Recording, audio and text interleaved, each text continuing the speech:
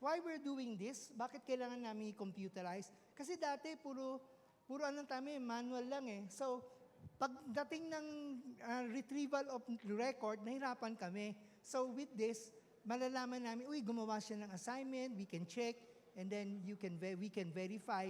So, record keeping intact. Yun yung reason bakit kino-computerize namin. Of course, meron pong mga challenges. Kasi some of you, lalo na yung mga senior, baka may konting difficulty. This is why we're conducting this orientation sa first part. Pero if you need help, you can ask help from our volunteer to help you, mga IT. No? So pag may question kayo, difficulty, which is why important tong first day para ma-orient kayo. Now, paano ngayon yung mga absent? So we're thinking of a way on how we can capture this in a video. And it's kind of challenging for us to do that. Pero thank you sa inyo, nandito kayo. Tapos pwede kayo magtanong ng question kung mayroon kayong nakitang area of difficulty. Okay? So yun po. So without much ado, I'll turn the floor over to our IT volunteer, Sir Brother Eric Banico. So let's give him a warm welcome. Brother Eric. Praise God, President. Hello po. Ayan. Narinig po ako sa dulo. Narinig naman po ako. Okay, sige po.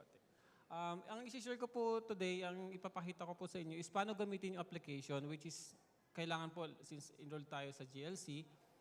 Ito po yung magiging tool natin to answer the assignments and any activities related sa GLC. Ayun. Okay. So, after po ng orientation na to, magkakaroon po ng QR code. Since nandito na po kayong lahat, may mga attendance po na i-fill si admin. And then eventually makakakuha po kayo ng email with the QR code and then password. So lahat naman po tayo nakaregister sa GLC1. Kung meron pa pong hindi nakaregister, lahat naman nakaregister. Ayun po. So, since nakaregister po kayo, gaya po ng sinabi ko, after po ng session na to, makaka-receive po kayo ng email with the QR code that would serve your attendance. Yun na rin po yung gagamitin nyo. Every time na attend kayo sa session, ipapakita nyo po yung QR code, i-scan po yun para ma-mark po yung attendance nyo. Na-attended po kayo.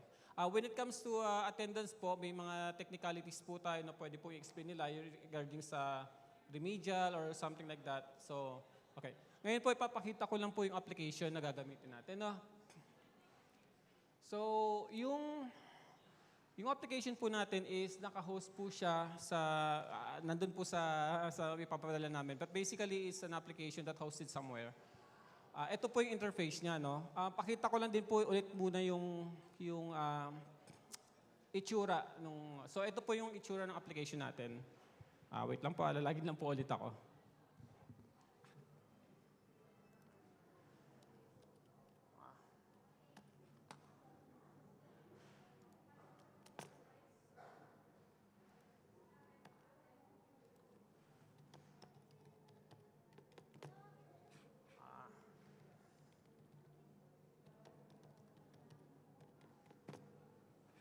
Ayan. So ito po. Para lang magkaroon ng bagong session. So ngayon, ito po yung itsura ng application nyo as a student. Makikita nyo po dyan is yung GLC1 since naka-enroll lang po kayo sa GLC1. So inside this GLC1, meron tayong mga books. Ito po yung mga books natin. So ang GLC1 po is consist ng 4 books. So every books may session po yan. Ito po yung session. So for example, nag-start, ngayon po, hindi po ata included yung session kasi orientation naman po ngayon. So sa session 1, session 2, every Sunday po yun after service. So ito po yung magiging itsura niyan. So makikita niyo po yung session 1 at kung ano yung status niyo. For example, si Emily po, let's pretend na kayo po itong user na to.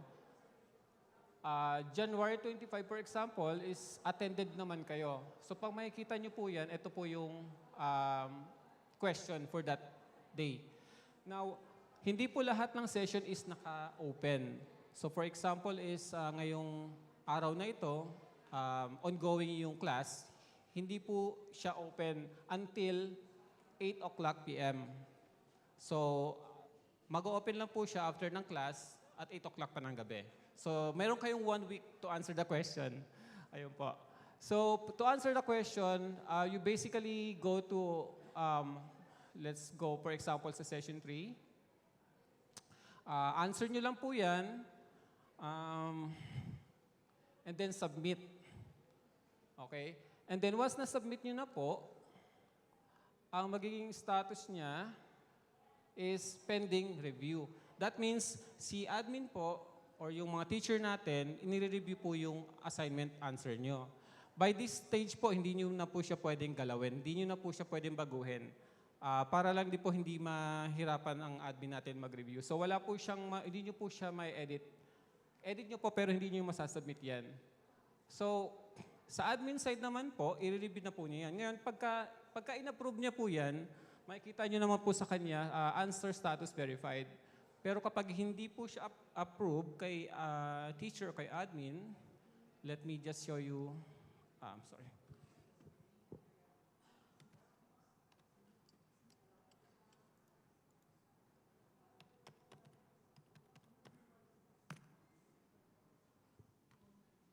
Okay.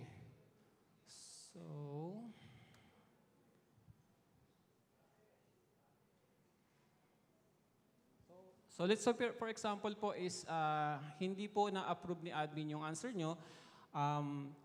Makakakita po kayo dito ng notification, sasabihin niya po niya is need revision. So makikita niyo po itong little dot na to. And then that's your cue to answer. Other than that, every time na magsasubmit po kayo ng assignment or may revision, makaka-receive po kayo ng email. So aware din po kayo para hindi po kayo kailangan nakalagin dito. So sa revision naman po, sa ngayon wala pa po tayong feature na bakit pina-revise ni admin or ni teacher yung answer nyo. In future magkakaroon po tayo ng ganon. Pero pagka ganyan po nangyari, it's much better po na i-approach po yung any of the... Nasa group chat naman po kayo no, ng Messenger. Kung wala pa po kayo doon, kindly approach any volunteer para may add po kayo doon, para aware din po kayo. Para pag may mga tanong kayo at kailangan, kagaya ng mga assignments, masasagot po kayo. So, ayun po. Pagka ganyan po nangyari, pwede nyo na po siyang i-edit. So, for example, merong naintindihan nyo na po kung bakit pina-edit ni admin. So, pwede nyo siyang i-edit and i-submit ulit. So, pag na-submit na po siya, ayan, answer submitted, and then pending review. Ngayon, si admin, once na-approve naman niya, let me approve lang po. Okay. So, pag na-approve na po ni admin yan, makikita nyo na po ito verified. At this stage po, hindi nyo na rin po siya masasagot. Record nyo na po yan. Okay po? Malinaw po tayo doon. So, yan lang po. Simple lang naman po yung movement natin dito sa app natin. No? In future, magkakaroon po tayo ng mga ibang feature like editing your account, viewing stuff. So, sa ngayon, ito lang po muna. Minimal lang po muna. And then, sa email po, may receive po kayong email regarding dun sa assignments and remedials. So, any question po? Ay, yes po.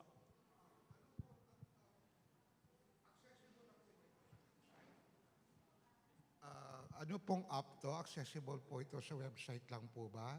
Pwede din po ba sa cellphone or... Thank you po. Good question po. Yes po, accessible po siya once na ma-receive nyo yung email after this session. Siguro po mamayang gabi po once na itinag namin yung mga attendance nyo. Makikita nyo po yung URL and then yung QR code para hindi na kayo mag-type. And accessible din po sa cellphone. Magagamit nyo rin po. Yes po, meron po pong question natin. Remedial kasi ako, tapos may ganyan na din. Paano yun? Remedial po. Ng GLC 1. Kasi parang book 1 lang yung natapos. Okay. I think in that case po, pwede pong sumagot niyan si Miss Grace. Ano po kasi yan, Hello. at sa admin po kasi siya, Kung yun po yung, ang alam ko po kasi yung curriculum po kasi ang GLC na na ituturo ngayon. So kung kailan po yung last time nyo? Last year? Book 1 last year po? Ayun. Ay, bro, ayun. Sige, sige. Remedial kasi ako. Yeah. Remedial ako for book 1 lang naman. Natapos ko na kasi siya. Ibig sabihin ba, mag-fill out pa ako ng ganyan? Or ano, continue lang? Ayun po. So, hintayin po natin yung ano Yung mag-add. kasi yung Sige, yung okay lang. ano po is more on admin Tapos, ano di po. ba,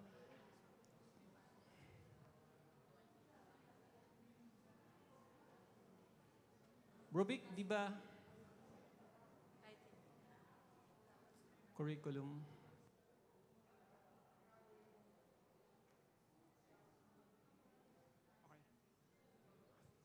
Sige po, ito pa. Sorry yung mga, meron kasi sa inyo na tawag namin completer. Yung nag-attend dati, tapos hindi na tapos yung mga session, may naiwan. So completer yon. So parang lalabas this year, nag-enroll sila. They will just attend, supposedly, yung mga session na na-miss nila. Pero they can attend everything for review. Pero yung mga session na miss nila, syempre, for them to complete, they have to answer the assignment. Yun yung clear sa atin, no? Kasi parang completer ka eh. Kung ano yung hindi mo natapos na assignment, gagawin mo pa rin. For those na na-miss nyo, clear? Para sa mga completer. So this is only parang right for them to, kasi parang learning to eh. Okay? Para matuto kayo, you have to go through those session again, learn from it, and apply yung learning sa paggawa ng assignment. Okay? So, yun. Sige po, thank you po, Brother Vic. Meron pa pong question? Okay na po? Going once? Okay na po? Sige po, at this time po siguro, i-turn over ko na po ulit kay Brother Vic. Okay na po, okay na po. Opo. Sige na.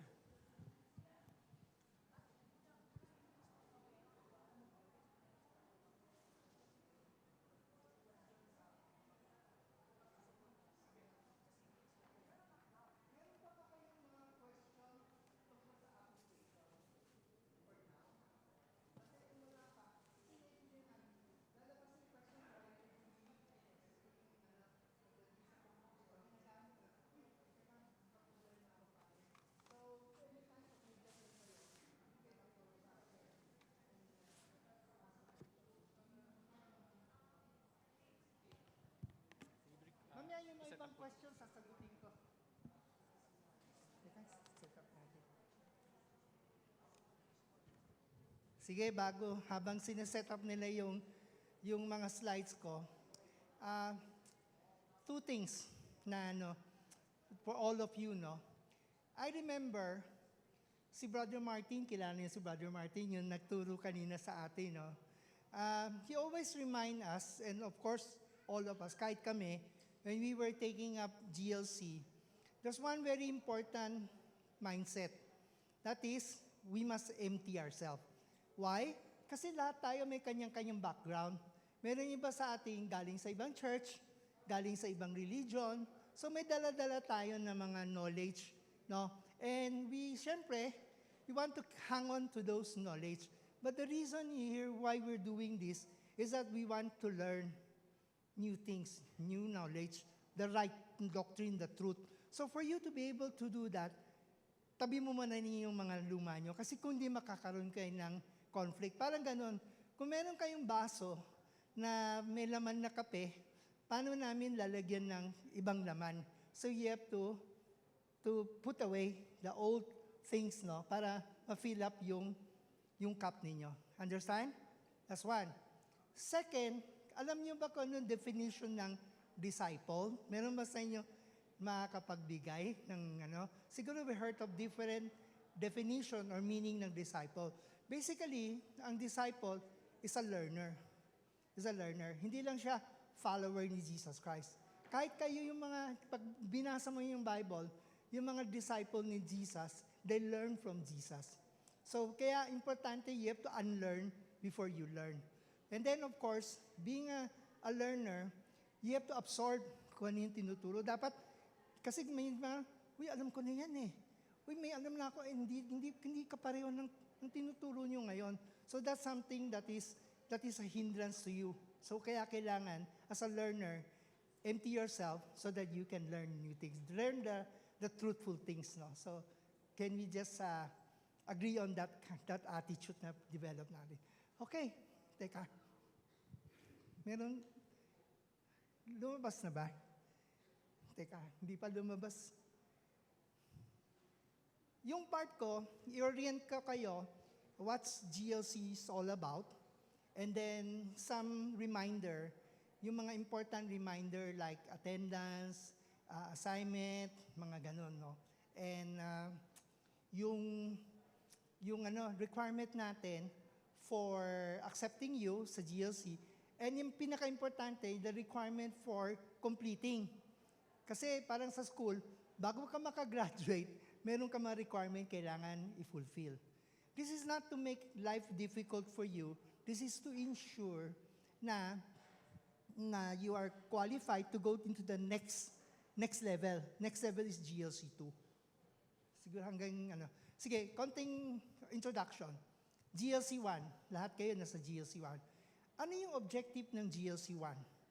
The main objective of GLC 1, tandaan nyo, is to make you a Christ-centered disciple. Yun lang. And how can you do that? You will learn the biblical foundation. Yung mga biblical truth. So we'll go through some of the topic later on. For example, like, ano yung gospel? Importante malaman natin yung pinaka-base. Ano ba yung gospel? Kasi may mga ibang religion, iba-ibang gospel ang tinuturo. So that's a truth that we embrace. And then of course, one way. What is the only way for us? The Savior, si Jesus. There's no other way. Kasi may mga, alam natin, yung mga dating religion natin, may iba tinuturo. And of course, there's also one proof. Kasi pwede mo sabihin, uy, Christian na ako. But what is the proof? We're going to study that. Yung evidence na you are a real Christian. Kasi huwag kayong kakabahan na kasi may mga tao, baka hindi ako Christian eh. You know, ako rin, dumaan ako doon.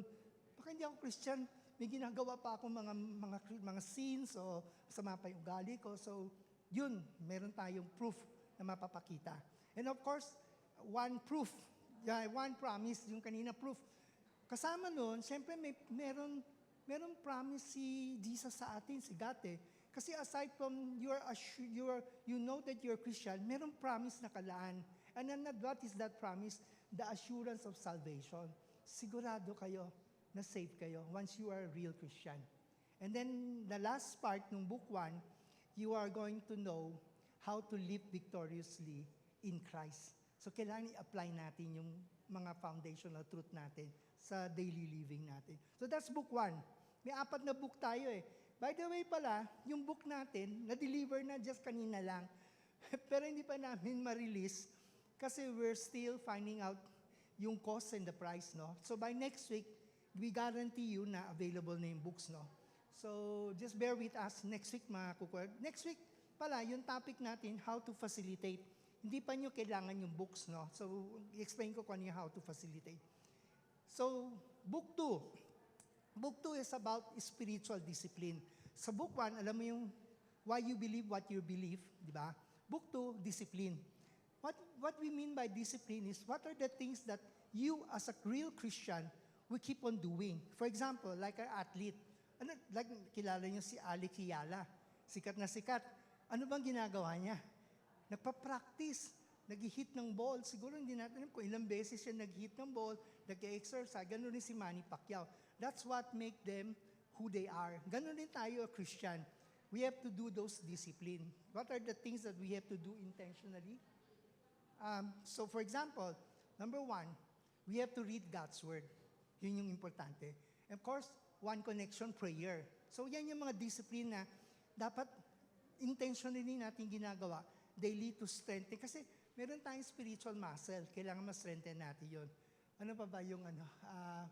Of course, yung fellowship, yung worship, and the church, yung one family. Which is why we come here every Sunday, di ba? And the purpose is for us to have fellowship with each other and to hear God's word, no? So, yan yung importante. Worshiping God and fellowship. Of course, yung D-group rin, doon fellowship. Ano pa ba yung isang discipline? Witnessing. Isa pang kailangan natin as a Christian, we share the good news. Kasi may mga aralin pa tayo later on. So we have to, as a Christian, hindi lang tayo pwedeng itago lang yung faith natin. Kailangan ma-share natin sa as many people as possible, lalo na sa loved ones natin. Ayaw natin na pagdating natin sa heaven, tayo lang mag-isa doon. Nandun yung mga loved ones natin, nandun yung friends, even enemies nandun doon din, hopefully. And then, that's book 2. Book 3, we're going to touch deeper on the Holy Spirit. Kasi yung Holy Spirit, alam natin yung Trinity, no? Trinity. Ha? Yan. Trinity, meron tayong doctrine. We believe in one God who exists in 3 separate persons. One God, isang Diyos, pero 3 person. Hindi siya 3 Diyos. The Father, the Son, and the Holy Spirit. So yung Holy Spirit ang least, discuss sa everyday life. Pero the Holy Spirit is a very important person in our life. Lalo na pa Christian tayo. So book 3, we're going to study who is the Holy Spirit, the person of the Spirit, and anong works niya. Ano ba yung trabaho niya? Bakit nag-exist siya? And then the gift, may mga spiritual gift na binibigay sa atin para magamit natin yung gift to edify the church, to edify each other. Ibig sabihin, to bless, to build up each and every one. And lastly, walking the Spirit, how we live our life as a Christian with the Holy Spirit empowering us. So yan yung book 3. Book 4, ito na. Book 4, we're going to talk about CCF DNA. Okay? Actually, papasadahan natin niya, pero ngayon discuss ko na kasi habang yung sineset up. So, CCF DNA. Ano ba yung DNA? Sino dito na sa medical field? Meron ba? Ayun, meron. So, ma-define mo kano yung DNA. Meron din. Sige, wala mo na recitation. Yung DNA, lahat tayo, meron tayong cell, di ba? Yung pinaka-basic part ng cell natin, molecule, hindi natin nakikita. Yung molecule, yan yung DNA. Meron sa scientific name, ang haba, hindi ko memorize. Yung DNA, lahat tayo iba-ibang DNA. That will define who you are physically. So, meron tayong may mahabang buhok, maiksing buhok, yung iba walang buhok. Pero iba-iba. Yung iba, itim yung buhok, puti yung buhok, yung katawan, yung iba slim, iba. So, yung DNA natin, ang magdi-distinguish tayo for each other. Yun yung magdi-determine. Ang DNA natin, as a CCFer, Christian, meron po tayong hinahanap na DNA. What makes us who we are? So ano yon? Yan, kita niyo yan? Our mission. Ano yung mission natin as a CCFer? Ano yung vision natin? Tapos, ano yung strategy natin sa church? We're going to touch on that on Book 4. And then, of course, the core values. Ano ba yung pinahalagaan natin dito? There are four core values. Madaling tandaan to. The acronym LOVE, L-O-V-E. Love, L, loving God, loving others. Ano yung O? Obedience. Obey God and obey our earthly leaders. And then V, volunteer, meaning we volunteer to serve in the church. And then, of course, E, engage. Engage people, lalo na engage sa family. Meaning engage, let's actively connect with them. Connect with them so that we can influence them, so that we can lead them to Christ. No? So yun lang, yun yung summary. Ha?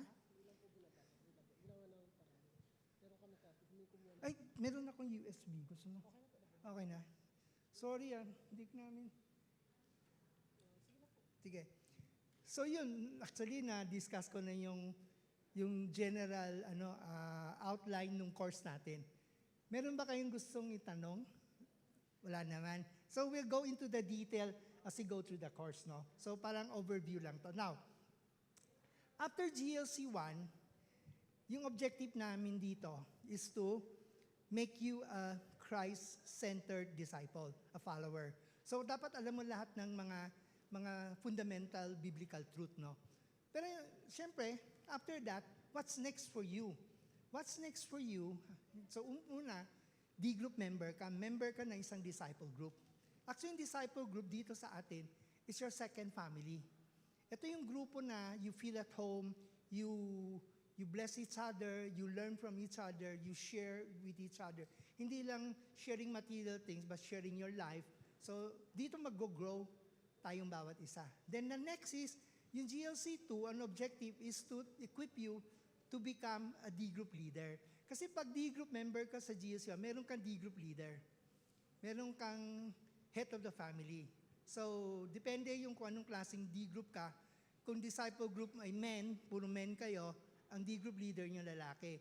Kung babae, may babae rin. Meron din mga youth, no? Youth rin yung mga leader. Meron din couples, mga couples ang D group leader nyo. So, ganun yung D group.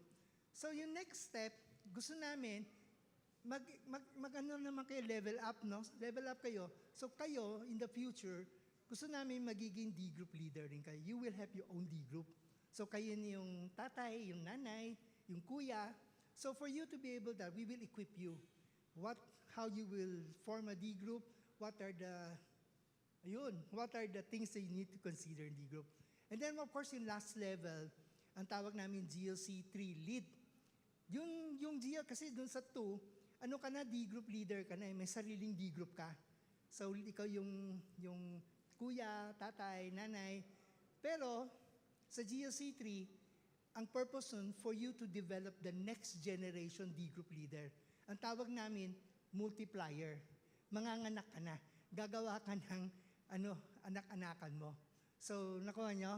So, yung next generation D group, ikaw ang magme-mentor. So, yun yung GLC 3. So, parang di man pahirap ng pahirap, pa-exciting yung pa-exciting. So, yun po. Okay? Palitan natin. Kasi minsan yung mga laptop, may mga pinipili dun sa sa connection. Okay na? Tabi mo na lang dyan. Okay. Sige. So, yun. Ito yung pinakasimulan ninyo ng inyong discipleship journey. So, journey, lakbayin yan.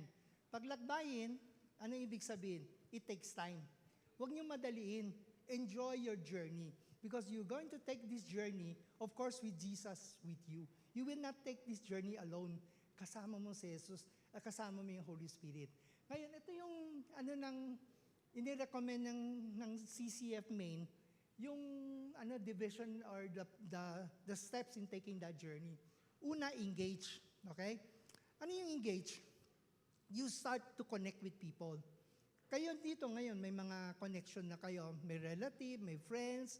Pero ngayon, may mga iba kayong mga hindi pa kilala. So you make new friends, engage them, connect kayo. Importante yung connection because you build relationship. Okay? Once you build that relationship, next is to edify. Ito yung GLC 1 natin. Ibig sabihin ng edify, we build up ourselves to become a good D group member or a faithful Christ-centered follower of Jesus Christ. Kaya you need to know all the biblical foundation, the biblical truth. Yung kaninang in-explain ko. Siyempre, next step is equip. Yung equip, we want to equip you to become a D group leader. So, kayo naman D group leader. And next is, yung empower. Yung empower actually, multiplier, you're going to empower your next generation D group leader. Kuha niyo? So, yan po in a very summarized way of explaining it.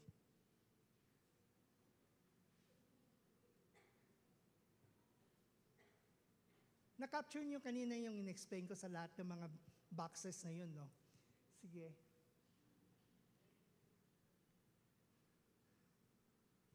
Pwede na tayong tumuloy? Ayaw pa rin?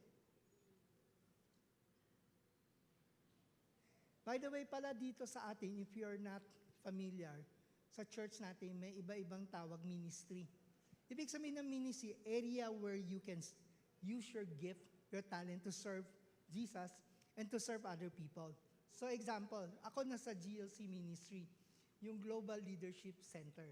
Kami yung, kung sabihin namin, teaching arm. Kami yung nagtuturo sa inyo to equip you to become a good D group member, a D group leader, and of course, a leader in the future. Okay? So, yun yung purpose ng group namin.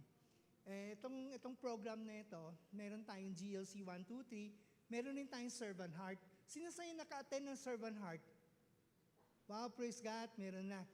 Yung Servant Heart is a program, one day lang yon, to equip you to become a good servant. So, parang doon, we want to impart to you why you are serving, who are you serving, of course, si Jesus, and how do you serve. You serve with the heart of Jesus. Yun yung servant heart. Yun yung model natin. Anong ginawa ni Jesus? Hinugas niya yung feet ng mga disciple. Hindi naman niya kailangan gawin yun eh. Tsaka yung mga paano mga disciple at that time, hindi mababango yun. Kasi ang kanilang daan, maputik, maalikabok, pero si Jesus, ginawa. Yun yung example natin. So yun yung servant heart. So for you to be able to serve in the various ministry, dapat undergo nyo yung servant heart. One day lang yun. And then, of course, yung True Life Retreat. True Life Retreat, kailangan nyo i-attend rin yun. Kasi ganun, True Life Retreat, ginagawa namin sa Holy Week usually. Actually, True Life Retreat is open to everyone. Hindi lang kayo mga Christian. Actually, yung encourage namin, you invite yung mga relative nyo, friends, who are not Christian kasi evangelistic. So, yun yung time na we learn about the biblical truth. Nandun yung the Father's love, the cross, what's so bad about sin, overcoming stronghold, prayer, baptism, yung vision. So, nandun yung mga topics na yon. So, 2 days yun. Pero yun nga, may bayad po yun, 1,000 pesos. Ito pa yung isa. Kayo mga GLC 1 student, required kayo to take True Life Retreat. Sino sa inyo nakakuha ng True Life Retreat na? Uy, konti pa lang. So, invite namin kayo. This coming Holy Week, April 2 and 3, meron po tayong True Life Retreat. So, open na yung registration starting today. Kung pwede na kayong magpa-register. Of course, yung nga, may payment po ng 1,000. Bakit? Kasi 2 days yun na may pagkain. Kasama yung pagkain, kasama yung booklet na ibibigay sa inyo, kasama yung True Life Retreat Certificate, kasama na rin yung baptism. Kung di pa kayo na-baptize in a born-again church, magpa-baptize kayo. So, meron po tayong rent na pool dito malapit sa North Belton. So, you undergo water baptism. Of course, I-explain sa inyo bakit ginagawa yun.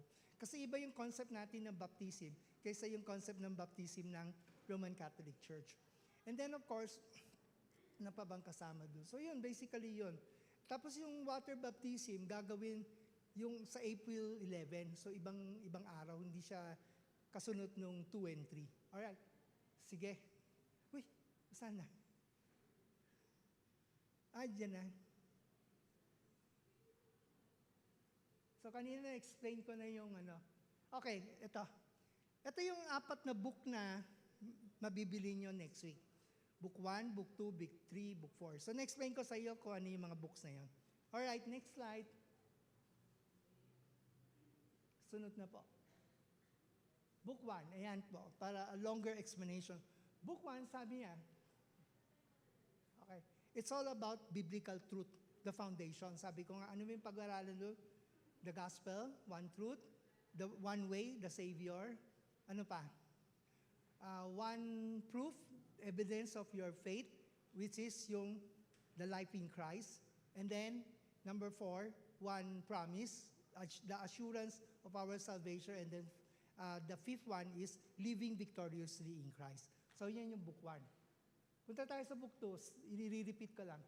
Book 2 is about spiritual discipline. Ano yung mga bagay na as a Christian, ginagawa mo intentionally everyday halos. Kung hindi naman everyday, siguro every other day pwede rin. Pero gawin mong regularly kasi it builds your spiritual muscle. Kailangan ma-strengthen yung muscle natin. Yung faith natin, nandun na, pero kailangan palakasin natin. Parang nag-gym ka, gano'n. Okay, let's go to book 3. Book 3 is about the Holy Spirit. Ito yung third person of the Trinity na konti ng tao nakakaalam nito. Naririnig natin na minsan ang tawag ng ibang religion, Holy Ghost eh. Yung iba, the force be with you, mga iba-iba. Pero tayo, we have to understand, the Holy Spirit is a person. Explain natin bakit person siya. Katulad tayo, we're a person, we're being. But being a person, what can you do? You can think, di ba? You can feel, you can decide. Thought, ano pa? Emotion, feeling, and then the will. Meron po tayo nun. At yung Holy Spirit, meron din yun. Ang difference ang Holy Spirit, Spirit, hindi natin nakikita, pero nag-exist siya. So bilang Kristiyano, kung totoong tayo Kristiyano, meron po tayong kasama. Meron po tayong kasama. Maniwalat kayo hindi, may kasama po tayo lahat. At yan yung partner natin for life. Ang tawag ko sa kayo BFF, your best friend forever. Hindi nyo pwede siyang palayasin. Pag totoong Christian, kasama mo siya at malaki yung role niya. Doon natin pag-aralan the person, the works of the Holy Spirit in your life. And of course, the gift of the Spirit. May gift siya na gagamitin natin to serve Him, to serve others. And then of course, how we can live our life in the power of the Holy Spirit, walking in the Spirit. Last but not the least, Book 4, CCF DNA. What makes you who you are as a CCFer? Of course, kailangan alam natin yung mission, vision, strategy. Doon natin i-define kung ano itong mga ito. To simplify, pag sinabing mission, madaling tandaan, what are we expected to do? Yun yung to do pag mission. Ano ba yung mission mo sa buhay? Kung ikaw si James Bond, anong mission mo? Hanapin yung mga spy na kalaban, di ba? So tayo, meron tayong mission.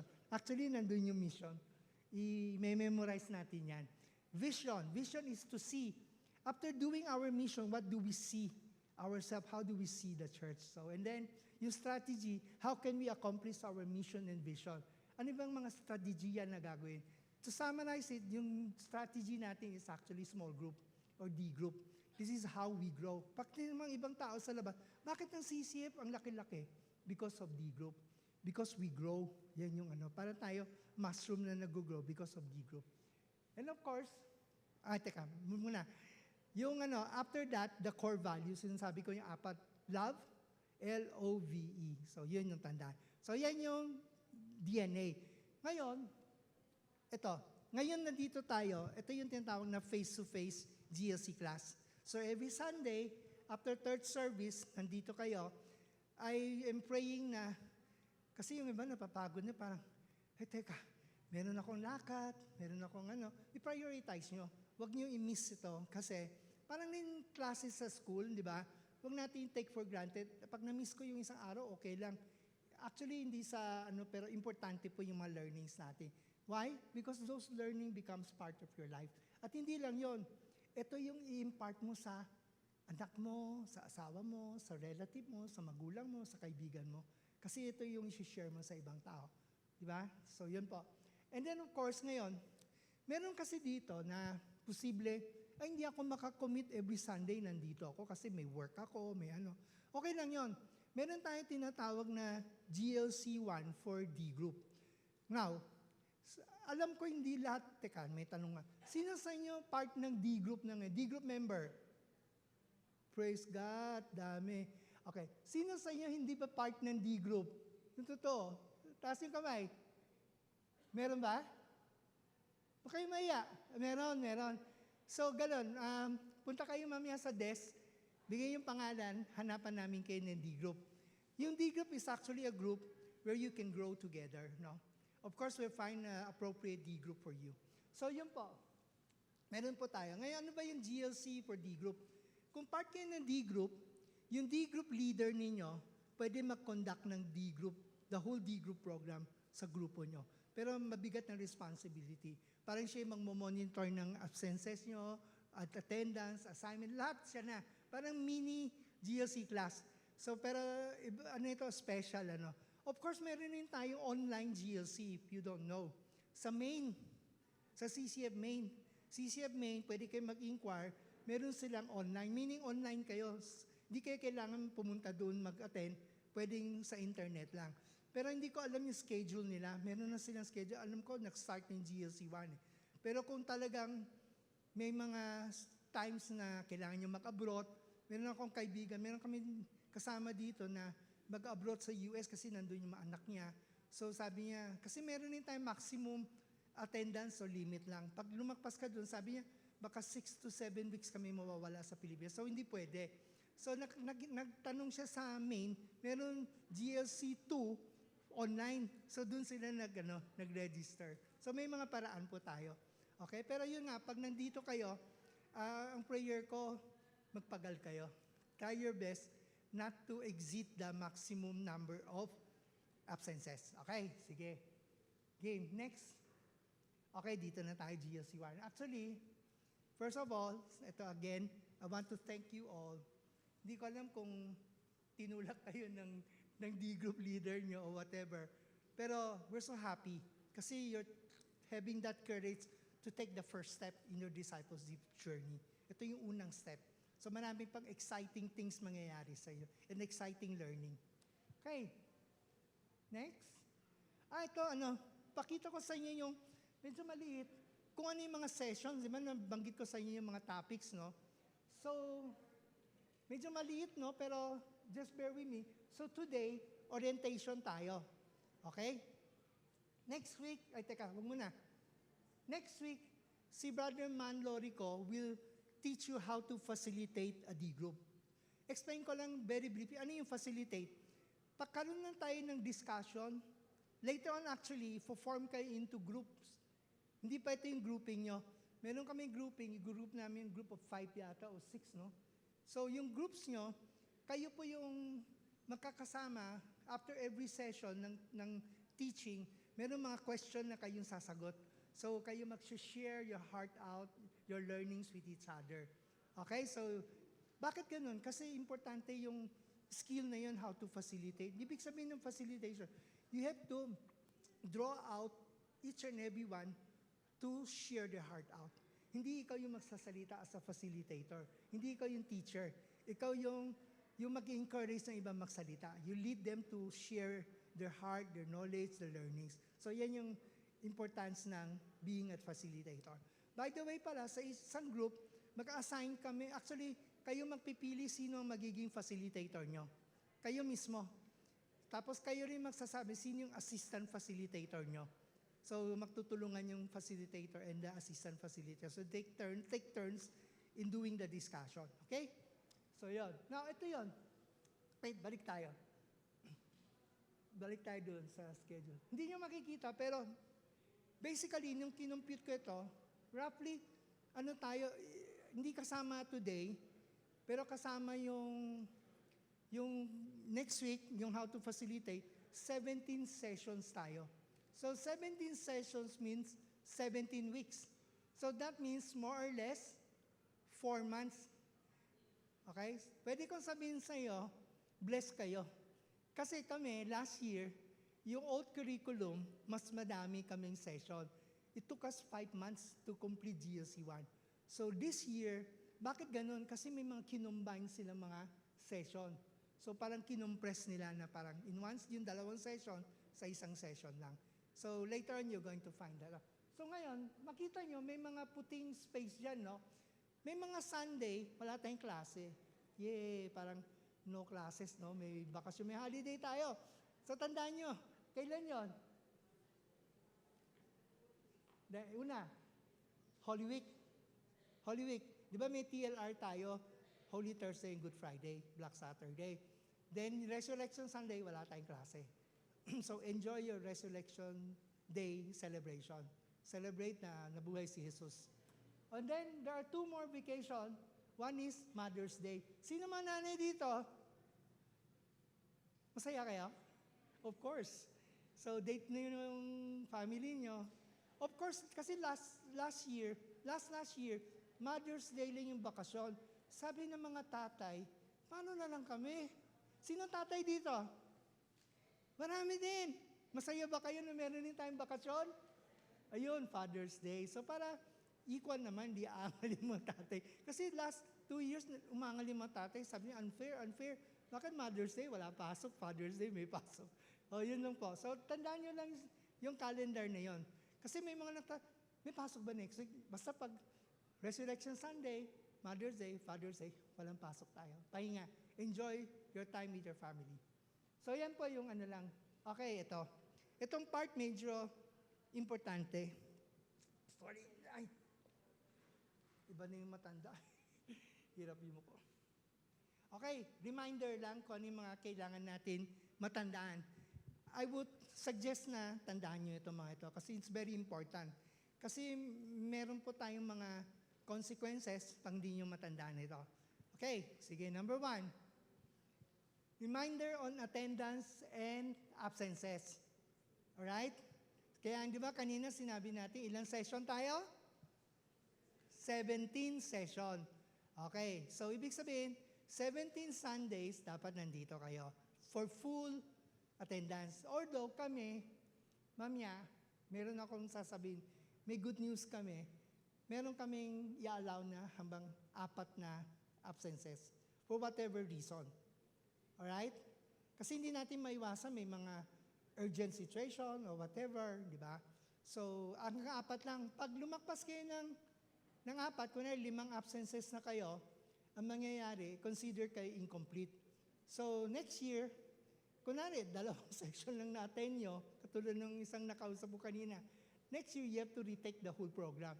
Pero kung mga 2-3 session lang na-miss ninyo, o 5 absences kasi nag-exit kayo, next year, you will register as a completer. Meaning, attend na nyo yung mga session na na-miss out ninyo. Alright? Malinaw? Pero, dapat within 2 years lang. Kunwari, ngayon, 2026, may nag-exit kayo, naging 6 absences kayo, so incomplete kayo. So, stop kayo sa GSC 1. Kailangan makuha nyo yung i-complete nyo yon by next year or the year following next year, meaning 2027 hanggang 2028 lang. Paglagpas ng 2028, you have to retake the whole program. Malinaw? Clear, no? So, yun lang, you know why? Kasi minsan nagbabago yung curriculum. So, kailangan lang nating gawin na ganun. Alright? Now, ito yung whatever is the reason for being absent, absent ka pa rin. Malinaw? Walang sabing reason. Basta absent ka.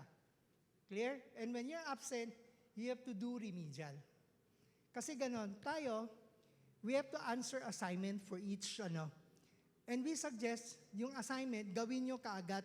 For example, this week, ang topic natin is, kunwari, one truth, the gospel. Meron tayong assignment question, nandun sa online, So, kunwari, na-miss mo, absent ka, then you need to answer the remedial question, not the assignment question. May remedial, iba yon. Answer the remedial question. Ngayon, pero may 2 way to do remedial. Tandaan nyo ito. 2 ways. Parang make-up class. Hindi dito you have to make up, that's remedial. One way, kung may D-group leader ka, yung D-group leader mo ang magtuturo sa inyo nung session na na-miss nyo. Kaya maganda lahat kayo, karamihan may D-group. Kaya pag kung walang D-group leader, may isang paraan pa.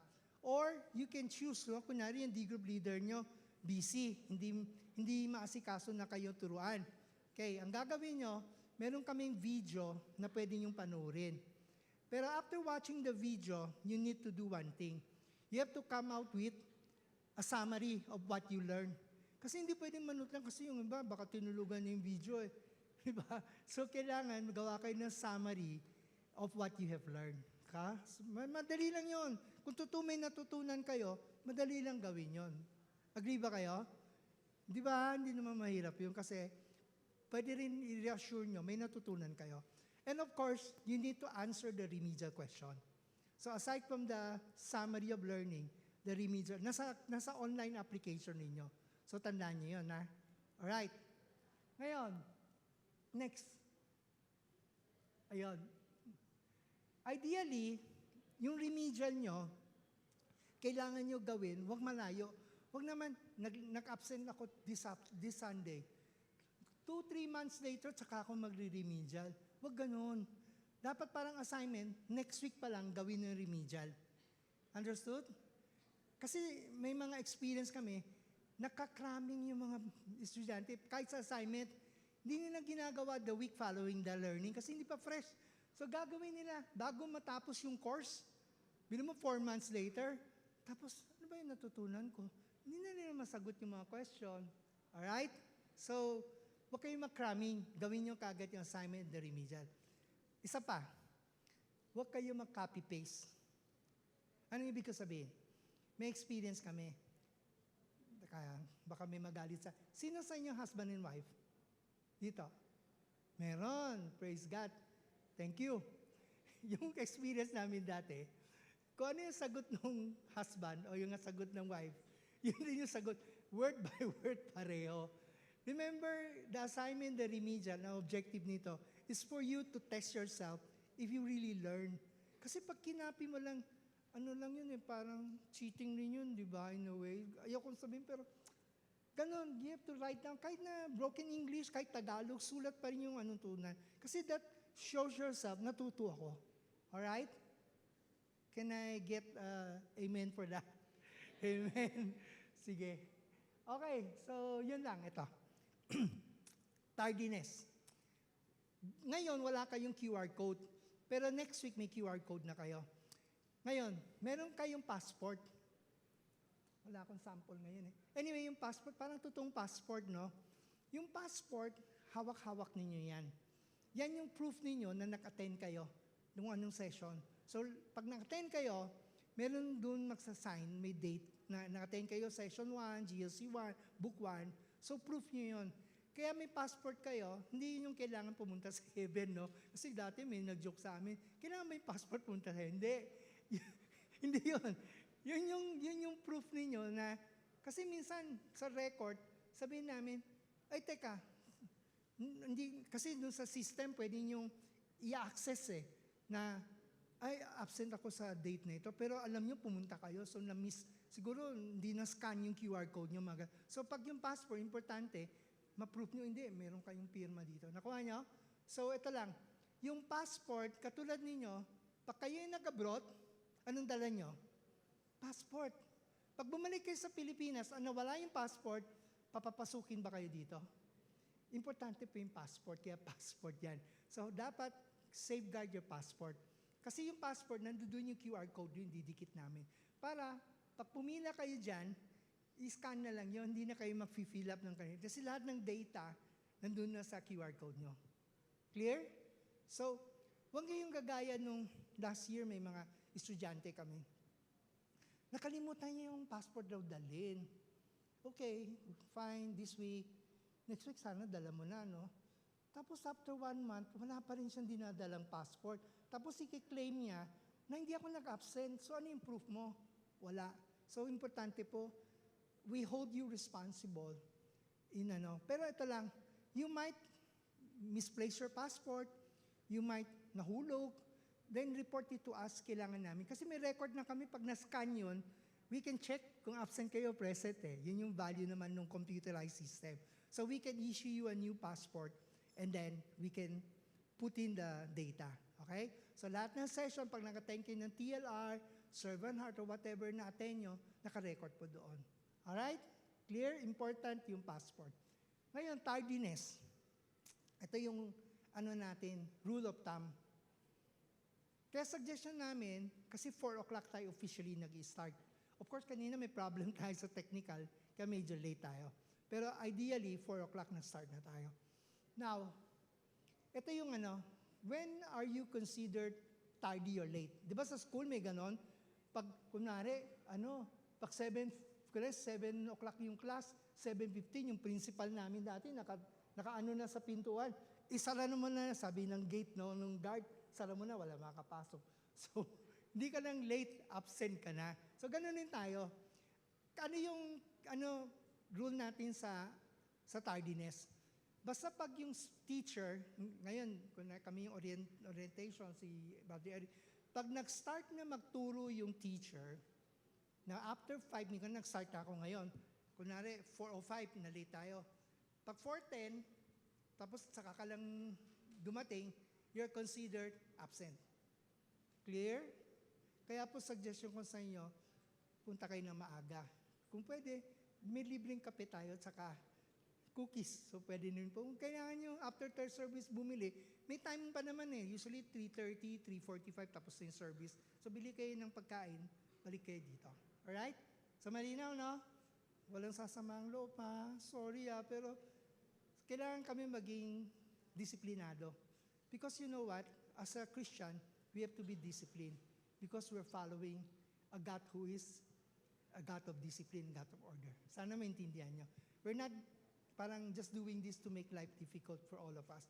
Kasi later on, if you are a good Di ba tayo mga magulang gusto natin disiplinado yung mga anak natin para maayos yung pamilya natin. Ganun din po tayo. Okay, sige.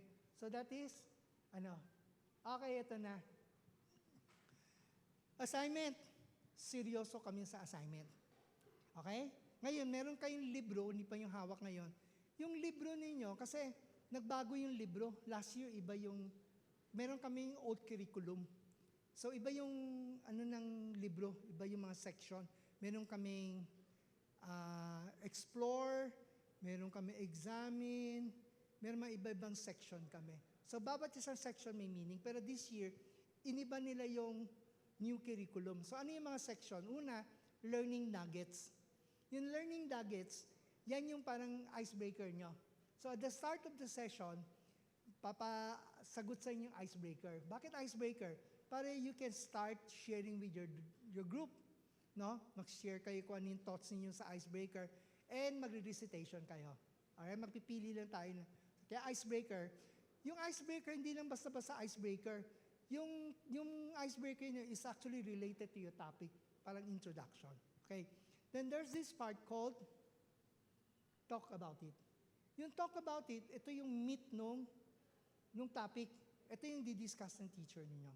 So ito yung didiscuss ng teacher, explain niya sa PowerPoint, i-explain nila yung content, and then part of that, meron po tayong mga question for group discussion. So ito yung part na pagkatapos ng teacher magturo, kayo naman, yung group ninyo, will answer yung mga group discussion question. Mag-sharing na naman kayo ulit. Tapos magpipili tayo ng tao magre-recite. Malinaw? So yun yung part ng talk about it. And meron tayong apply it. Yung part ng apply it, yan yung assignment ninyo. So pwede na yung focus doon yung pagsagot. Sagutin na ninyo kung pwede nyo sulatan yung libro. Kunwari, nagtuturo yung teacher, kung may space doon, sulatan nyo. Kung gusto nyo makaroon ng notebook, okay lang. Yung apply it, yan yung assignment, yan yung homework. Yan yung mapapasok doon sa computer system. Okay, yan yung mga question na doon. Kaya pag may libro kayo, pwede nyo yung sagutin in your thoughts or sulat nyo. Tapos i-encode na ninyo sa system. Malinaw? So yun, huwag kayong mag-cramming please, hindi nyo matatapos yung assignment pag ginawa nyo, tinambak nyo yung ibang session, tapos sasagot kayo sa huli. Isa pa, gano'n ka-reliable yung memory ninyo, baka, ano ba sagot dito? Manghuhula kayo, o copy-paste kayo, gano'n, wag gano'n. So sagutin nyo while fresh pa. Alright, so yan yung apply it. And lastly, pray it. May portion tayo na tawag pray it. Yan yung part na most likely practicum, meaning i-apply nyo kung ano yung natutunan nyo in actual behavior. Pwede rin through prayer. So, paano mo, parang practicum, i-apply mo on the job ng Clear? So, yan yung mga different portion yan. Okay? So, yun, yung assignment and remedial, nasa online application. Kaya kanina, tinuro sa inyo kung paano gamitin yon. Kung may question kayo doon, yung mga bata, madali lang makano eh. Pero yung mga medyo katulad ko, hingi ako ng tulong sa anak ko noon. Okay, so kung meron kayong anak, mga IT savvy na anak o cousin or relative or in-laws, paturo kayo. Okay, maya, matututo rin kayo. Ako natuto rin, pero mabagal lang. Pero natuto rin. So yun po. Alright? Ito yung importante. Ito. Yung GLC1, ito, payag kami na kahit wala kang D group, pwede kang i-accommodate. Bakit? Ini-encourage nga kami na maintindihan nyo yung faith ninyo. And actually, we're encouraging you to be part of the D group. For you to be able to complete GLC1, ito yung requirement. Kailangan yung attendance nyo, hindi lalagpas ng 4. Alright? Hanggang 4 lang. Clear? Okay. Pero ito lang. Ito gusto kong sabihin sa inyo. Ayokong i-hide sa inyo. Kami, sa core team, meron kaming pinag-usapan na kasi yung 4 na yon, talagang 4 yun. Pero may mga situation na mag-a-absent kayo for certain reason. Bibigyan namin ng grasya yon. Ano yon? Life or death situation. Example, Nagkasakit kayo, na-admit kayo sa hospital, o yung loved ones yun, na-admit sa hospital, hindi kayo maka-attend, okay? Pero kaya nyo gawin ng parang lalo na kung yung loved ones niyo. Pwede yung schedule naman eh. Ang ano natin, 4 to 6 lang naman dito. So, pwede magbabantay sa hospital, ibang tao. Pero of course, yung pag namatayan ka, iba yon, ibang usapan. So, depende sa ganung situation. Siyempre, of course, we need you to show proof na ganon. Life or death situation. Kayo mismo, kunwari, na-aksidente kayo, na-hospital kayo. So, yung absences nyo yun, kailangan nyo pa rin i-remedial. Pero hindi namin ibabawas dun sa 4. Kuha nyo? Okay na ba kayo doon? So, meron na naman kami heart, no? So, consider namin yon, okay? Meron pa isa. Meron kasi minsan, na from experience, meron iba sa atin, kailangan mag-attend ng mga event ng CCF. For example, meron kaming mga 2 estudyante nag-attend ng training ng campus missionary. So, kailangan sila pumunta sa Mindanao. So, na-miss nila 2 Sunday. So, ginawa namin, sige, absent kayo 2 Sunday. Absent pa rin yun. Mag-remedial kayo, mag-makeup class kayo. Pero hindi namin ibabawas dun sa 4. Linaw? Malinaw. Pero wag naman yung abusuduhin. Wag naman yung, uy, birthday ko. Uy, birthday ng asawa ko. Birthday ng anak ko. Hindi yung pwede. Absent pa rin. Hindi yung kasama dun sa pagbawas. Okay? So we understand very important yung mga family event, pero hindi siya considered as excusable. Alright? Sige, saka mag-inform kayo pag ganun nangyari. Inform ahead of time. Huwag yung ngayon mag-absent kayo, saka sabihin, uy, ano. Pero of course, yung mga life or death situation, minsan hindi mo may masabi. No? So, okay lang, basta inform kami. Show proof. Okay. Ay, teka, hindi pa tapos. Complete assignment. So, importante yung assignment. Walang mamimiss na assignment. Lahat ng assignment, kailangan masagot nyo. At kung na-miss nyo yung klase, sagutin nyo remedial. Yun yung kapalit ng assignment. At saka yung summary. Okay? Clear? Ito pa, meron tayong at the end of the course, we need to submit a life app na tawag, life application. Makikita yung document nyo, medyo mahaba, i-discuss nyo, mamaya explain ko. Maraming pong Una, itong focus natin ng GLC1 is basically pray, care, share.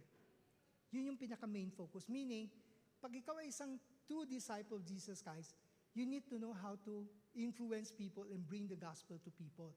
Kaya ang ating way of doing that is to pray for people you want to share the gospel. Ihanda mo na ni Lord yung heart nila and prepare the situation. Then care. Pakita ka ng pag-ibig, build a relationship. Show them that you really care for them. Because meron sinabi si John Maxwell, people will not care how much you know until they know how much you care. Show them you love them. Show them you care for them. That's how you engage with them. And after that, pag na-win mo yung heart nila, then sila mismo, open up the opportunity for you to share the gospel. Huwag yung biga-biga lang, uy, pwede ka ba i-share yung gospel sa'yo? Alam mo, hindi yun masyado. Although may mga times ganun lalo na yung meron dati, nag-request sa akin mag-share ng isang senior na mamamatay na. Yung mga ganun kailangan. Pero of course, you ask permission. Pwede bang I will share Jesus with you? Pag sinabi niyang hindi, huwag mo pilitin. Pero kasi usually, mga tao pag malapit na mamatay, they're open So ganun. In fact, I even share with someone comatose, nagawa ko rin yun. Pero those are situations na dumadating. No? Okay, so yun lang. So, yung life app, nandoon yung sino yung mga tao na sharean mo, na pray, care, share mo. Give names, hindi pwedeng si neighbor, hindi pwedeng si classmate. Kailangan may name talaga, no? So, may name, tapos ano yung experience mo nung shinare mo? Did they pray to receive or did they say no? So, mga kanon. Kasi learning din yun. Tapos, you must attend True Life Retreat. Kanina nagpataas ako ng kamay. Sino nag-attend ng True Life Retreat? Ulit? 1, 2, 3, 4, 5, 6. 6 lang. Okay lang. The rest, I invite you to attend True Life Retreat this coming April 2 and 3. Can I say an amen? Pero hindi sa pilitan to, nasa inyo yan So, pag-pray ninyo ito. Kasi, alam mo, ibang exposure rin malaman nyo. Kasi ito yung mas malalim na biblical truth in a very summarized way. Okay. Saka required ito for you to, kahit tapos na kayo dito sa GLC 1, hindi kayo nakapag-attend ng True Life Retreat, hindi kayo considered as graduate para makapag-marcha kayo come October. Kailangan nyo True Life. Ngayon pa lang, maaga pa lang, sinasabi ko sa iyo, mag-attend na kayo ng True Life Retreat. Alright? Okay, sige. Tapos, eto, yung iba sa D-group member, ngayon, active. Pero somehow along the way, may conflict, may ano, tapos tumigil kayo as a D-group member. Pero dapat, by the time natapos kayo ng GLC 1, you must be an active D-group member. Kasi tatanong namin sa D-group leader, nag-attend ba ito ng D-group? Baka mamaya, hindi na nag-attend for the past 2 months. Diba? So, hindi na siya active. So, remember, very important for you to become a D-group member. Kung hindi pa kayo D-group member, katulad kanina may nagtaas, kailangan hanapan ka namin ng D-group, maging D-group member kayo. Clear? So, malinaw ha? Huwag niyo, mamaya by the end, sabi mo, hindi naman ako nasabihan na, kailangan pala ng True Life. Malinaw sa atin lahat. Clear? Kailangan natin True Life. Kailangan maging active D-group member kayo. Alright. Sige. Okay. So summary lang to. For you to be able to graduate GLC 1, kayo magsabi. Anong kailangan? Finish book 1 to 4. Second, registered active D-group. Hindi kayo kolorum ha. Register kasi yung D-group leader nyo, i-register kayo as a D-group member. Saka kinikip track yung attendance nyo doon. Attended, what? True Life Retreat. And then last, submit the life up form. So, daling tandaan. Of course, you should not exceed 4 absences. Alright? So, malinaw lahat. So, sana wala na tayong question. Pero kung may question, we're here, no? We can answer all your question if you need more clarification. Alright? Okay, yan yung invitation namin sa True Life Retreat. So, picturean ninyo. Para hindi, may QR code, no? Pwede kayo mag-register online. Click ninyo. Pero, of course, after registering for True Life, kailangan magbayad kayo ng 1,000 pesos. Ideally, cash. Punta kayo sa booth namin, bayad kayo. Kasi, pag nag-register kayo, napasok na yung registration. Pero hindi kayo considered para totoong register kasi hintay pa yung payment. Bakit kailangan namin yung payment? Kasi mag-order kami ng pagkain, magpapaprint kami ng booklet, magre-rent kami ng baptismal pool. So, ang dami pong kailangan pong paggastusan. So, kailangan namin yung tulong ninyo para ma-shoulder yung mga expenses. Alright? So, excited ba kayo? Ang theme, kasi every year may theme kami. Last year, ang theme is Transforming Life. This year is Believe. Meron pong Bible verse ito, nakalakip. Okay? Yun, John, ano yun? 14:1. Yan yung Bible verse. Yan yung Bible verse that will define our theme this year. To believe in the Lord Jesus Christ and be saved. Okay? Okay, so next, wala na yata. Wala na, no? Last na. Alright, so again, in behalf of GLC team, in behalf of CCF, we're so honored and so happy, so joyful na kasama namin kayo in this journey. Sana rin kayo, be joyful. Okay? And then, I'm very sure, marami po kayong matutunan na maaari sabi mo, dati kala ko ganyan, pero ngayon, mas naintindihan. Pero hindi lang dito. Yung learning nyo, ibababa nyo sa puso nyo, at isa sa buhay nyo, sa buong buhay nyo. Hindi lang ngayon, but forever and ever, until you meet Jesus face to face. Amen ba? Sige po. So let's close in prayer. Sige po. Father God, Heavenly Father, maraming salamat po ulit sa opportunity na ito para kami po ay makasama po sa lakbayin na ito. To journey with you, para mag-aral, to learn from you. Kayo po ang magtuturo sa amin sa pamamagitan ng banal mong spirito, sa pamamagitan ng salita nyo, sa pamamagitan ng mga naglilingkod sa inyo, mga teachers namin. Lord, I pray, Lord, lahat ng matutunan namin, hindi po lang dito sa utak, sa ikaisipan namin tatago, kundi bababa po namin sa puso namin at isa sa buhay namin upang tunay kami na maging sigurado sa aming sarili na kami po ay talagang totoong disipulo at follower of you, Jesus Christ. Wala nang iba. Kayo lang po ang aming Panginoon, ang aming Diyos, ang aming Master. Panginoon, I just pray that each and every one of us, patnubayan mo bawat isa sa amin. We need the Holy Spirit sa bawat isa sa amin. Kasi alam namin na kami ay meron na pong presensya ng banal mong Espiritu sa bawat isa na maggagabay sa amin, nagpapalakas sa amin, nagpapabigay ng encouragement, saka hindi kami mawalan ng pag-asa kahit po meron po kami mga kahirapan na hinahanap po. Panginoon, salamat sa ginagawa mo sa buhay ng bawat isa sa amin at binabalik namin lahat ng pagsamba at papuri sa inyo, aming mahal na Panginoon Jesus. Ito ang among summit dalangin sa matamis mong pangalan, lahat po tayo magsabi, Amen po at Amen. Amen. So thank you po, thank you very much. Ano lang, meron pang Sorry po, good evening.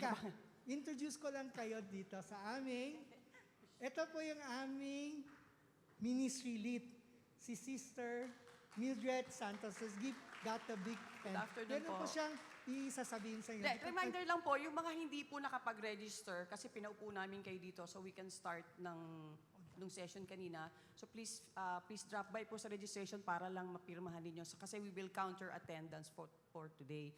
So kung meron po kayong mga questions pa, nandito naman ho kami next Sunday. So as much as possible po, we would request everyone na pag natapos na yung third service, start na po kayo dito kasi we want to start po on time. Kasi alam naman namin din na Sunday po yan, yung iba sa atin may pasok ang mga anak or papasok tayo next week. So we will try our best po to start on time ng 4 o'clock. It will all, depending lang po yun sa mga, kunwari na-delay yung tapos ng service. So kasi ayusin pa natin ang sila. So but we would appreciate po kung if you will help us also na mag-stay na kagad kayo dito so we can start on time. Okay po? So yun lang po, yung meron pong hindi nakapag-register, pakidaan lang po doon sa registration area. Okay po? Salamat po. Ingat po kayo.